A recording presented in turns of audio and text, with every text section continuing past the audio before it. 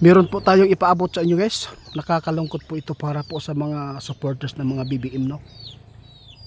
Ito lang po masabi natin, kung ano man po ang kahinatnan po ng presidente, dapat ay maging matatag lang po kayo.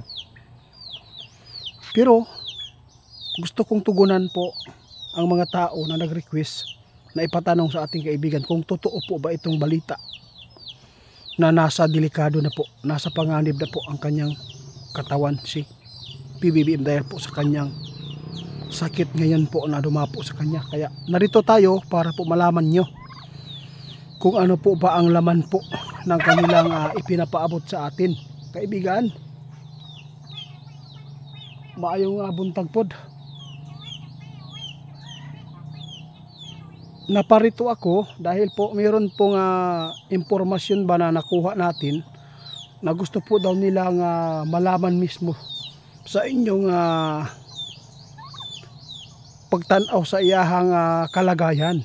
Gusto po nila na makita, no, sa inyo kung ano man pong impormasyon po tungkol po kaya presidente, kasi po may nagpatanong na si PBBM po daw ay nasa delikado na pong kalagayan, lalo na ay sakit po niya ay lumala. O kaya yun po ang gusto natin na iparating sa kanila. Totoo po ba itong balita?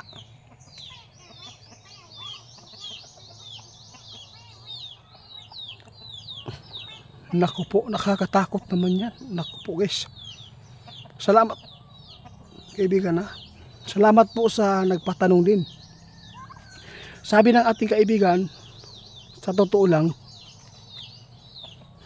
grabe guys, dalang-dala lang po pala ni BBM ang kanyang sakit at yung iniinda po niya, ipinapakita lang po daw na malakas po ang kanyang pangangatawan.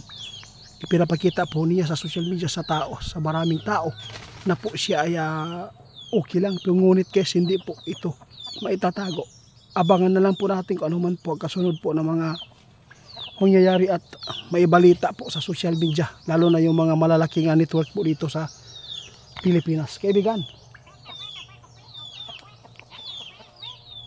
Oo nga, ito po yung sabi ng ating subscriber.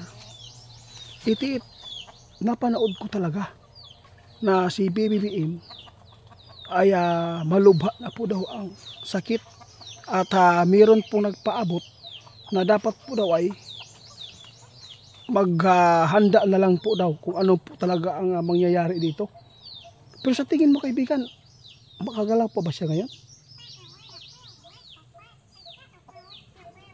Na ito na ang nakakalungkot guys. Sabi ng ating kaibigan Itiit, sa totoo lang, makagalaw pa si PBBM at makalakad at makapagsalita at makapagpaabot pa kung ano man po ang nararapat sa Pilipinas. Ngunit kitang kita po ng ating kaibigan ngayon guys na mayroon talagang tinataglay po na maluba ang karamdaman, kaibigan.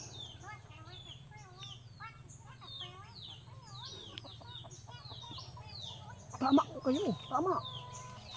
Sabi natin kaibigan guys, kahit po ganyan lang po si BBM, ipagdasal pa rin natin. Tao lang po siya, at saka tulungan natin ipagdasal ang kanyang mga kamalian na sana po ay maikorek na po niya ngayon. Alam po natin, hindi po tayo perpekto, pero pwede po tayong makapagbigay po ng tulong sa pamamagitan po ng pagdarasal para po si PBBM ay maging maayos po ang kanyang pangangatawan. Hindi po pwede na dumtan nato ang tao, lalo na hindi po natin nagustuhan po ang kanyang pamumuno dahil po sa nangyayari dito, nagkakagulo.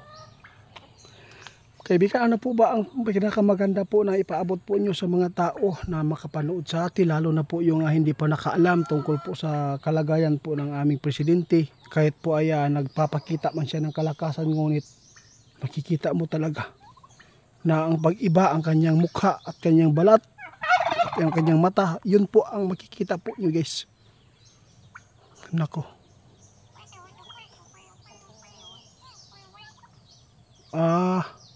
Salamat po kaibigan ha. Maraming salamat po sa inyong ipinapaabot po sa amin ngayon. Kaya dapat guys, hindi po tayo pwede magtanim ng galit sa kapwa natin, no? Kung ano man po ang dinaanan po ni BBM ngayon, kung ito man po ay malubha, ipagdasal nyo na sana maging maayos po ang kanyang kalagayan, na sana ay maingatan pa rin siya at sana makabawi sa kanyang pamumuno dito sa ating bansa.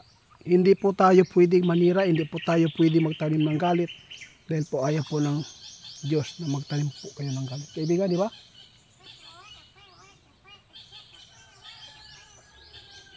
Sa lahat po ng mga supporters ng mga Duterte, huwag lang po kayong masaya ha. Huwag po kayong agad-agad na magsabi na pwede na magiging presidente si Sara. Nakita lang ng kaibigan, malakas pa rin si BBM dahil po ay alam po nila na hindi dapat na magpapakita ng kahinaan ang isang namumuno sa atin. Dahil po alam po nila kapag ang tao, lalo na may vice president, pwede po yan maging kapalit niya. Ayaw po nila matanggap na ganyan po. Hindi pa naman po mayroon pang lakas po ang ating presidente ngayon, ngunit taglay pa rin niya ang kanyang karamdaman. Yun po ang totoo. Kaya wag lang po natin ipagdasal na siya po ay mamatay. Hindi, bawal po yan, kaibigan.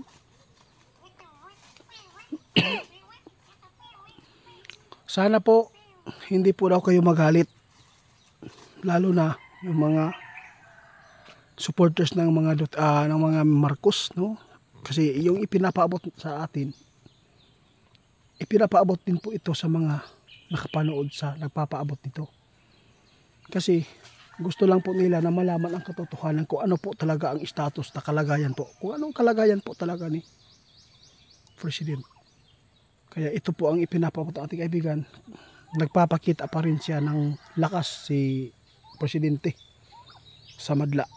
Ngunit hindi po niya maitago ang pag-iba ng kanyang balat, kanyang mukha, kanyang mata. Dahil po mayroon pong hindi maganda na dumapo sa kanyang katawan ngayon. Delikado po ba yan ang dialysis po kaibigan, di ba? Sa bagay, mayroon naman po silang panggastos. At least madugtungan din siguro yung buhay nila. No? Kaya salamat po sa inyo kaibigan ha. At saka sa mga subscriber po natin na nagpaabot nito.